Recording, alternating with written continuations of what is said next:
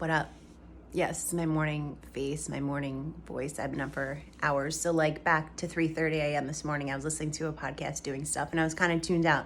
But I heard the host saying something like, oh, my anxiety. And when my anxiety, she must have said like my anxiety like 10 times in a minute. And I understand we all have anxiety. Some of us are diagnosed with anxiety. We all get feelings of anxiousness, whether it's like when we leave the house or go into a social situation.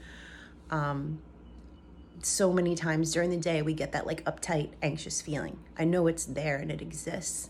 And my friends and I have conversations all the time about things that stress us out and give us feelings of anxiousness. And I've had times in my life too where I wouldn't say I had severe anxiety, but I've just felt like, large percentages of my day I had anxiety.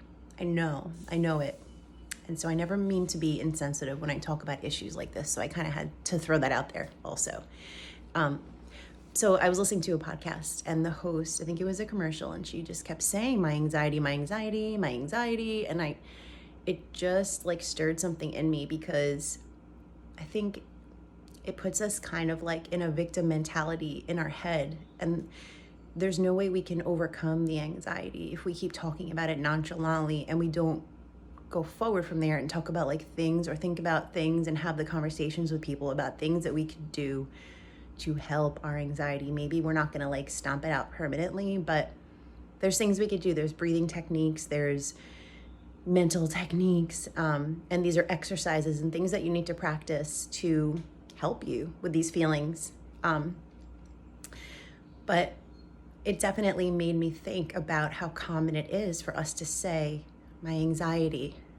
And while we want to make our friends know that it's okay to talk about our feelings, and we shouldn't keep those things bottled up, there's a point where we need to like flip the script, whether it's with ourselves or others who we're talking to. And it should be done gently, but in an encouraging way.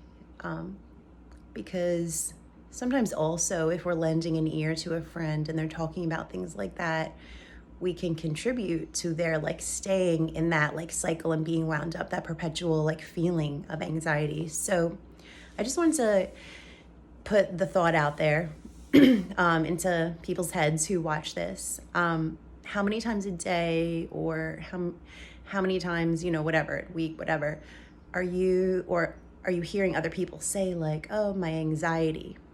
And some people do take, prescription medications for anxiety. I understand that.